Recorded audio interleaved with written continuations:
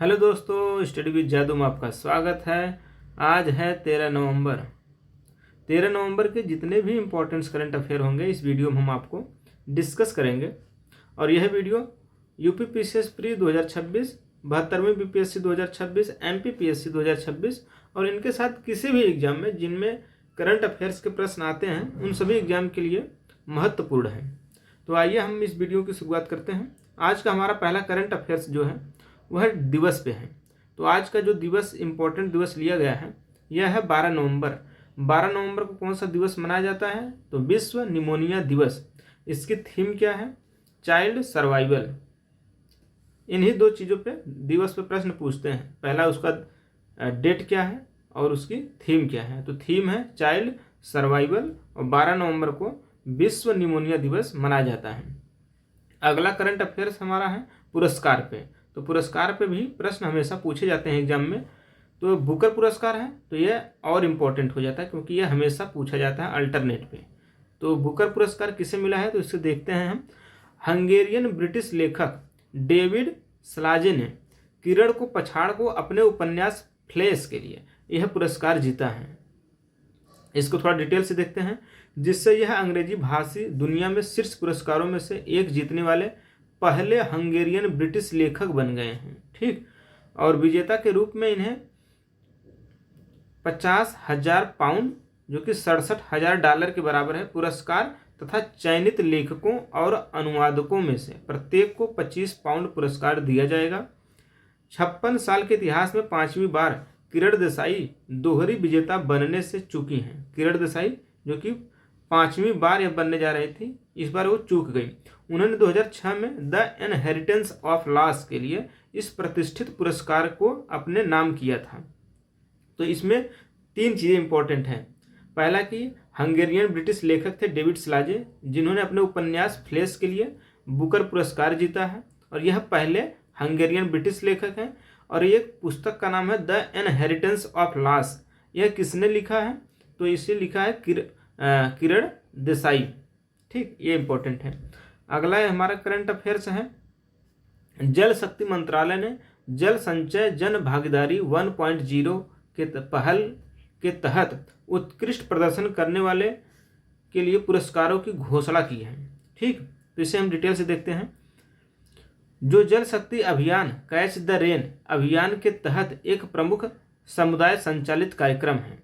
इसमें क्या हुआ है कि बेहतर प्रदर्शन करने वाले राज्यों को पुरस्कार दिया गया है। तो देखते हैं बेहतर जल प्रबंधन में इसमें महाराष्ट्र को सर्वश्रेष्ठ राज्य, दूसरे स्थान पर गुजरात और तीसरे स्थान पर हरियाणा को स्थान मिला है। तो ये इंपॉर्टेंट है। जल शक्ति मंत्रालय 10 श्रेणियों में दिए गए राष्ट्रीय जल पुरस्कारों में जिलों की श्रेणी में देखें तो नार्दर्न जोन में उत्तर प्रदेश का मिर्जापुर जिला सर्वश्रेष्ठ रहा है। किस जोन में? नार्दर्न जोन में उत्तर प्रदेश का मिर्जापुर जिला सर्वश्रेष्ठ रहा है। और वेस्ट जोन में देखें तो मध्य प्रदेश का खरगोन जिला महत्वपूर्ण रहा है। ईस्ट जोन में देखें तो छत्तीसगढ़ का राजनांदगांव यह जिला सर्वश्रेष्ठ प्रदर्शन किया है। दक्षिण जोन में देखें तो तमिलनाडु के तिरुनेलवेली को सर्वश्रेष्ठ जिला घोषित किया गया है। ये हमारे जोन के अकॉर्डिंग थे। तो उत्तर प्रदेश में कौन जोन है? नार्दर्न जोन में मिर्जापुर को सर्वश्रेष्ठ जिला घोषित किया गया है। तो आपको यह भी याद रहे और बाकी अन्य ये सभी हैं।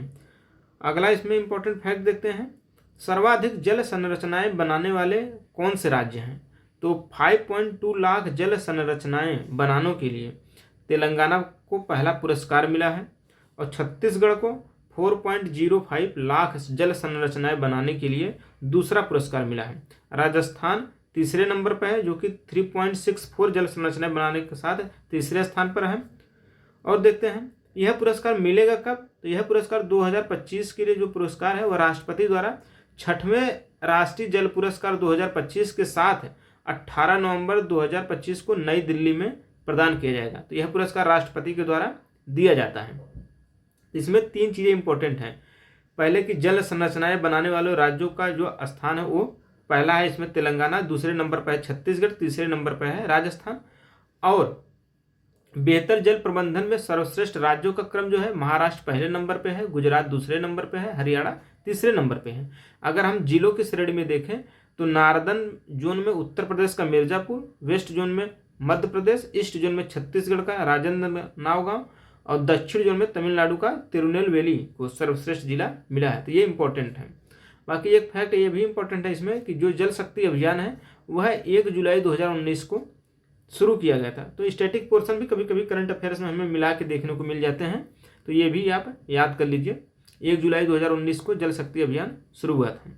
आइए देखते हैं हमारा अगला करंट अफेयर्स है। 14 नवंबर को नई दिल्ली में भारत मंडपम में शुरू होगा 44वां अंतर्राष्ट्रीय व्यापार मेला। तो कभी कभी प्रश्न ऐसे पूछ लेते हैं कि अंतर्राष्ट्रीय व्यापार मेला कहाँ आयोजित किया गया है। तो हमारा नई दिल्ली के भारत मंडपम में आयोजित किया जाएगा, जो कि देखते हैं डिटेल से। 27 नवंबर तक चलने वाले इस मेले का उद्घाटन केंद्रीय वाणिज्य राज्य मंत्री जितेंद्र प्रसाद करेंगे। यह भी इंपॉर्टेंट है क्योंकि कभी कभी ये दे देता है कि इसका उद्घाटन नरेंद्र मोदी किए हैं या राष्ट्रपति द्वारा किया गया है, तो कंफ्यूज हो जाते हैं। तो उद्घाटन कौन किया है? केंद्रीय वाणिज्य मंत्री जितेंद्र प्रसाद करेंगे। तो और इसका डिटेल किया है कि एक भारत श्रेष्ठ भारत की थीम पर यह आधारित है।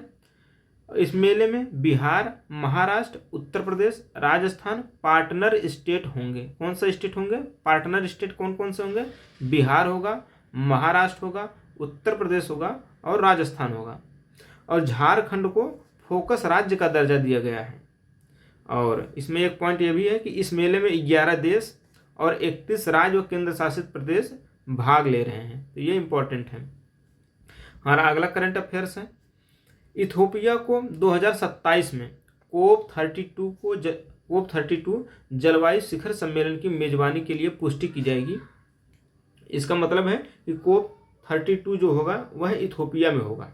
अगला सम्मेलन जो कोप 32 होगा वह इथोपिया में होगा। अभी कोप 30 जिसका आयोजन हमारा ब्राज़ील के बेलम में हो रहा है, तो कोप 32 हमारा कहाँ होगा? इथोपिया में होगा। और कोप 31 का जो मेजबानी के लिए अभी ऑस्ट्रेलिया और तुर्की दोनों में प्रतिस्पर्धा कर रहे हैं कि इसमें किस में आयोजित होगा। जब निर्धारित हो जाएगा कि कहाँ पे होगा तो आगे करंट अफेयर्स में क्लियर बताएंगे कि कहाँ पे होगा। अभी तो प्रतिस्पर्धा चल रहा है, आगे देखते हैं।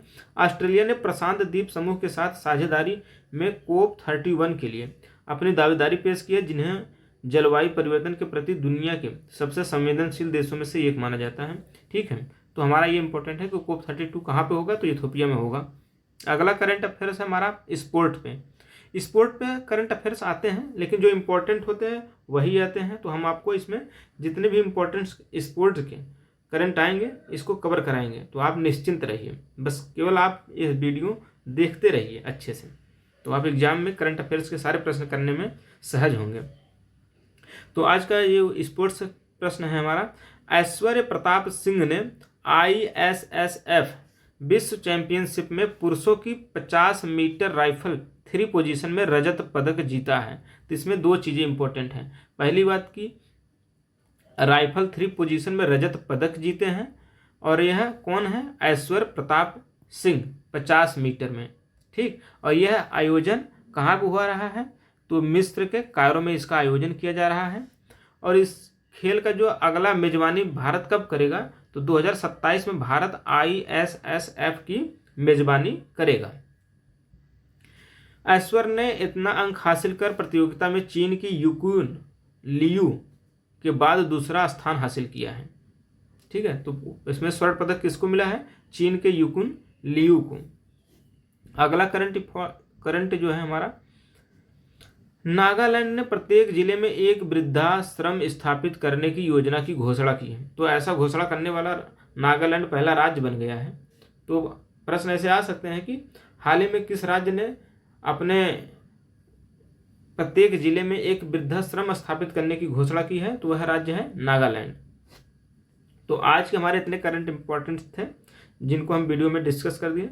आप इसे 1-2 बार अच्छे से देख लीजिए, तो आपका करंट अफेयर्स यहाँ से तैयार हो जाएगा। बाकी वीडियो अगर आपको अच्छा लगे तो लाइक, शेयर एंड सब्सक्राइब कर दीजिए। Thank you, bye bye.